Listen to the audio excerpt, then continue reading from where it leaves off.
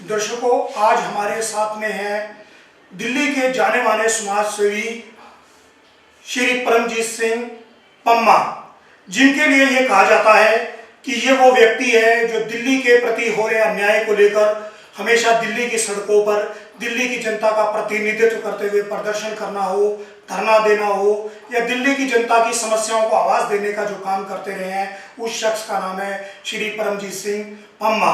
तो आज हम पम्मा जी से जानेंगे कि वो ये काम क्यों करते हैं, दिल्ली की जनता की समस्याओं की आवाज वो क्यों बनते हैं। देखिए, जो दिल्ली की और देश की समस्या है उसके मुझे एक चीज लगता है कि कोई ना कोई ऐसी आवाज उठनी चाहिए जो देश के हित के लिए हो, आम लोगों के हित के लिए हो। हमेशा क्या होता है कि कभी भी कोई किसान के ऊपर समस्या आए, जवान के ऊपर आए या देश में किसी समाज के ऊपर आए तो लोग देख तो लेते हैं उसको, मगर उसके ऊपर आवाज नहीं उठाते। बस अखबारों में पढ़ लिया, टीवी में देख लिया, अपना रोष निकाल लिया बस इसी बात पे कि ये गलत हो रहा है, मगर वो सड़कों पे उतरना या आवाज उठाना वो बहुत ही कम लोग करते हैं। इस पे हमें एक हुआ कि हम क्यों ना लोगों की आवाज बने। जैसे जिस प्रकार पाकिस्तान हमेशा हरकतें करता रहता है हमारे देश के प्रति, हमारे फौजियों के प्रति, तो हम फौजियों की एक आवाज बनकर सरकार को भी दिखाते हैं कि हमारे जो फौजियों के साथ वहां पर पाकिस्तान अन्याय कर रहा है या पाकिस्तान गलत कर रहा है, आप उनको मुंह तोड़ जवाब दो। कभी किसान के ऊपर कोई दिक्कत आई है, सूखा पड़ा है या ज्यादा बरसात हो गई है, उनकी फसल खराब हो गई है तो वो बेचारे रो रहे हैं मगर सुनने वाला कोई नहीं है, उनकी आवाज उठाने वाला कोई नहीं है। हम उनकी आवाज बनते हैं कि हम बोलते हैं कि उन किसानों के लिए आप मुआवजा तय करो, उन किसानों की मदद करो। उसके अलावा जहां पर बात आती है कहीं पर धार्मिक भावनाओं के साथ कोई गलत करता है, चाहे वो हिंदू धार्मिक भावनाएं हो, चाहे सिखों की हो, चाहे मुस्लिम की हो, तो हमसे सहन नहीं होता। हम ये आवाज जरूर उठाते हैं कि सरकार और जो भी कौम है इसको खड़े होना चाहिए, इसके लिए लड़ना चाहिए। ये नहीं है कि आज हम अपना रोज तो दिखा दें एक बैठ के एक दूसरे बात करके, मगर उस आवाज को ना उठा पाए। मेरा ये मकसद रहा है हमेशा कि मैं लोगों की आवाज और आम लोगों की आवाज को बन के ही हूँ। सर, दिल्ली में चाहे प्याज की समस्या रही हो, गैस सिलेंडर की दाम बढ़े हों या मान लो विदेशों में सिक्के को गुरुद्वारे पर जो हमला हुआ, तब आपने दिल्ली में जोरदार प्रदर्शन किया। कई बार इन प्रदर्शनों में आप पर हमले भी हुए जिसमें आपको चोट भी लगी, कई बार आपको अस्पताल तक जाना पड़ा। क्या कारण है कि आपके सिवा और कोई नेता इस प्रकार के धरना प्रदर्शन नहीं करता? देखिए, ऐसे है, मैं और किसी के बारे में तो कुछ नहीं कहना चाहूंगा, मगर मुझे ये पता है कि इन चीजों से मेरे जो अपने समाज में या अपनी आत्मा में शांति मिलती है। क्योंकि कारण क्या है कि आज जिस प्रकार आवाज उठाने से कहीं कष्ट भी आते हैं, मुझे, मेरी सेहत को भी आते हैं, मुझे भी आते हैं, या मुझे कई लोग कहते हैं इसका काम ही है प्रदर्शन करना, मगर मैं उसकी परवाह नहीं करता। मैंने इस चीज की परवाह करता हूं कि जिन लोगों की आवाज बनके मैं उठ रहा हूं उन लोगों की समस्या हल हो।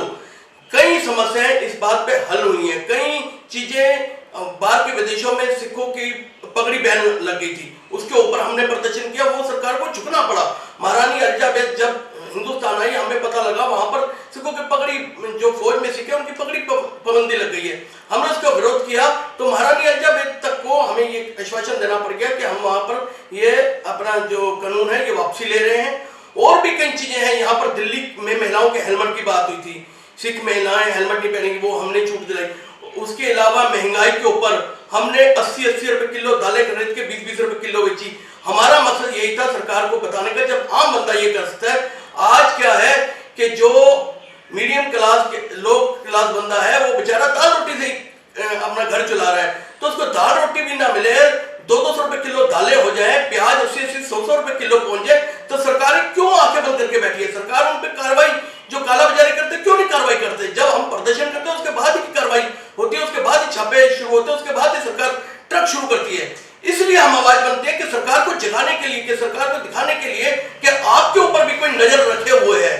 ये नहीं है कि आप अपनी मनमर्जी करी जाओगे या कोई बंदा अपनी मनमर्जी करी जाएगा और आप चुपचाप बैठे रहोगे। नहीं, हमारा ये मकसद है कि हम सरकार को समय समय पर जगाते रहे और सरकार को ये बताते रहे कि अगर आपके यहाँ से कोई भी गलत काम हुआ तो हम बर्दाश्त नहीं करेंगे। BBC लंदन हो या विदेश की ऐसी पत्रिका जिसमें नाम छपना बड़ी बात होती है, वो पत्रिका दिल्ली के रहने वाले परमजीत सिंह पम्मा को अगर विश्व के सबसे गुस्सैल आदमी के रूप में अगर स्थान देती है तो उसका कारण है इनके द्वारा लगातार किए जा रहे प्रदर्शन और जनता की आवाज के प्रति इनका जो गुस्सा है वो।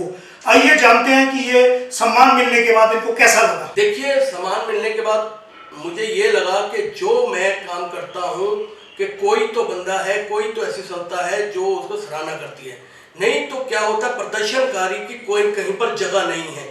प्रदर्शनकारी एक आंदोलनकारी बंदा होता है। हम लोग सड़कों के बंदे हैं, हम कोई ऑफिसों वाले बंदे नहीं हैं कि हम नेताओं की तरह गद्दियों पे बैठे। ना तो मेरा एक मकसद रहा है कि मैंने कोई चुनाव, ना एमएलए, ना काउंसलर, ना एमपी, कोई भी ना लड़ना है, ना लड़ूंगा। मेरा एक ही मकसद रहा है कि मैं दुनिया को ये बताना चाहता हूँ कि एक आम बंदा जो लोगों की आवाज बन के उठ रहा है, उसी को बीबीसी ने एक बहुत बड़ा महत्वपूर्ण दिया, जिसने ये एंग्री मैन का जो मुझे किताब मिला बीबीसी और कई संस्थाओं से। तो मुझे ये लगा कि मुझे और भी आगे बढ़कर इन लोगों की जो आवाज है उसको उठाना चाहिए, और वो ही मैं कर रहा हूँ।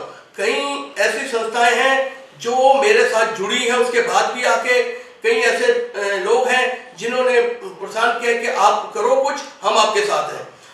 मैं एक चीज जरूर कहना चाहूंगा कि अगर आप में सेवा करने की भावना है, ये नहीं है कि आप कोई सीट लेके ही सेवा करते हो, आप बिना सीट लिए बगैर भी कोई ना कोई सेवा कर सकते हो, समाज के लिए कर सकते हो, हित के लिए काम कर सकते हो।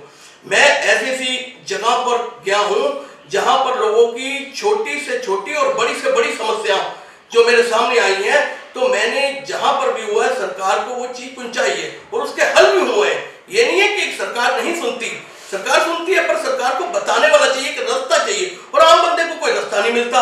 आम बंदा धक्के खाता रहता है, कई मंत्रियों को, कई एमएलए के, कई कुछ के, वो चुनाव में आते हैं, अपने वोट लेते हैं और चले जाते हैं, मगर उसके बाद कोई समस्या को हल करने को तैयार नहीं होता। सर, दिल्ली में चाहे शीला दीक्षित मुख्यमंत्री रही हो, चाहे मदन लाल खुराना मुख्यमंत्री में रहे हो, उनके मुख्यमंत्री काल के अंदर सिखों को मंत्री रूप में स्थान मिलता रहा है। ये पहली बार है जो श्री अरविंद केजरीवाल दिल्ली के मुख्यमंत्री बने हैं।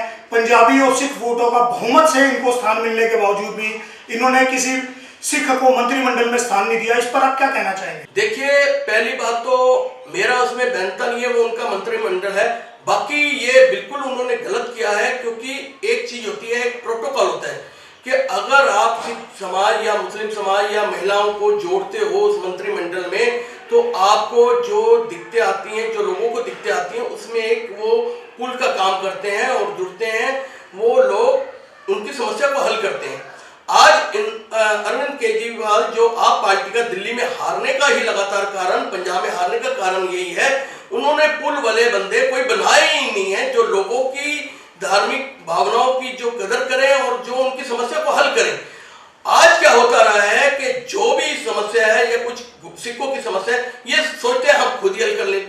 कई चीजें होती हैं धार्मिक जो वो बंदा जानता है, जो मंत्री है अगर उस समाज से है तो वो जानता है। महिलाओं की समस्या, महिला अगर कोई समस्या लेके गई है तो वो महिला के पास जाके खुल के बात कर सकती है। मगर अरविंद केजरीवाल ने ये बहुत मतलब कि सिखों के साथ बेइंसाफी की है, जो मुझे नहीं लगता वो क्या सोच है उनकी और क्या वो करना चाहते हैं। मैं ये जरूर कहना चाहूंगा कि अगर आप में ईमानदारी है, ये कुछ है, तो आप एक सिस्टम के साथ चलोगे तो आपको आगे सफलता मिलेगी। सर, आप नेशनल अकाली दल के भी अध्यक्ष हैं, इस नाते दिल्ली के सिखों के प्रति कोई ऐसी समस्या है जिसे आप हमारे दूरदर्शन, आप हमारे चैनल के माध्यम से उठाना चाहते हैं, उस पर कुछ बात करें। देखिए, सिखों की समस्याएं जो है वो तो मैं गुरुद्वारा प्रबंध कमेटी से बातचीत कर रहा हूँ कि जो गुरु हरकृष्ण पब्लिक स्कूल हैं उनकी हम फीसों की बातचीत कर रहे हैं। उनकी फीसें इस समय बहुत ज़्यादा बढ़ चुकी हैं, जो बच्चों के लिए दिक्कत का, क्योंकि गुरुद्वारा प्रबंध कमेटी के पास इतना फंड है, वो चाहे बच्चों के लिए शिक्षा का अच्छा प्रबंध कर सकती है और कम पैसों में कर सकती है। दूसरी है कि प्रचार की जरूरत। हम नगर कीर्तन निकालते हैं, बहुत अच्छी बात है, लंगर लगाते हैं, बहुत अच्छी बात है, हम लाल किला पे कार्यक्रम करते हैं, बताते हैं, बहुत अच्छा है, इन्होंने काम किया है, मैं इसके लिए बधाई देता हूँ। मगर जो गुरुद्वारा प्रबंध कमेटी है, सिंह सभाएं जुड़ी हुई हैं, उनमें भी गुरुद्वारा प्रबंध कमेटी को सहायता देनी चाहिए समय पे। जैसे बच्चों की छुट्टियां आई हैं या कुछ है, कुछ ऐसे प्रोग्राम करने चाहिए जिसमें बच्चों को धार्मिक से जोड़ा जाए, धर्म के बारे में बताया जाए। आज जिस प्रकार आप देखते होंगे कि जैसे बैसाखी आती है या गुरपुरब आता है या कोई चीज आती है, हम सब करते हैं, मगर उसके अलावा कोई भी गुरुद्वारा प्रबंध कमेटी का ऐसा प्रोग्राम बहुत कम है जो आम लोगों तक पहुंचे। किताबें आनी चाहिए, बच्चों को बतानी चाहिए, स्कूलों में किताबें बांटी जानी चाहिए धार्मिक, मगर ऐसा नहीं हो पा रहा। ये हमारी समस्या है। ये हम गुरुद्वारा प्रबंध कमेटी को लगातार इस बात पे कह रहे हैं। अगर गुरुद्वारा प्रबंध कमेटी ये फीसों की और नहीं ध्यान देगी तो हम उनको घेरने से भी नहीं पीछे हटेंगे। हम गुरुद्वारा प्रबंध कमेटी के अध्यक्ष और जनरल सेक्रेटरी और मेंबरों को भी घेरेंगे। सर, समाज सेवा के क्षेत्र से जुड़े होने के कारण आपके जीवन का बहुत बड़ा समय परिवार और को नहीं मिल पाता है, वो समय आप समाज को देते हैं, तो आपका परिवार इस विषय में क्या सोचता है, उसे कैसा महसूस होता है? देखिए, मेरा जो समय है समाज के लिए वो मेरे परिवार के साथ के कारण ही है। मेरा परिवार, मेरे बच्चे मेरा पूरा सहयोग करते हैं, मेरी माताजी पूरा सहयोग करते हैं। उनकी माताजी की शिक्षा के कारण, उनके आशीर्वाद के कारण ही मैं ये सब कुछ कर पाता हूँ। मेरी वाइफ, मेरे बच्चे कभी मुझे किसी चीज़ से मना नहीं करते। मैं हर साल जो भी प्रोग्राम करूँ, अब मैं ये स्कूल के बच्चों को, गरीब बच्चों को बस्ते भी बांटता हूँ हर साल, और भी क्योंकि उन बच्चों में होता है, हमारे बच्चे जब स्कूल जाते हैं तो नए बस्ते लेके जाते हैं, तो जो ये बेचारे जिन बच्चों के नहीं ले पाते उनको एक होता है कि मेरे पास भी ऐसे बस्ते होने चाहिए थे, अच्छे बस्ते होने चाहिए, नए बस्ते होने चाहिए। तो हमारा यही होता है कि जब हम अपने बच्चों को ये सोचते हैं कि ये चीज होनी चाहिए तो दूसरे बच्चों को भी होनी चाहिए। तो ये चीजें हम अपने बच्चों से भी कई चीजें सीखते हैं, अपने परिवार से सीखते हैं, अपनी वाइफ से सीखते हैं। जब एक परिवार बना है तो बड़ा कुछ सिखाता भी है और सीखता भी है। वो परिवार को ही लेके चलोगे तो आप आगे कुछ सेवा का काम कर पाओगे। बहुत बहुत धन्यवाद।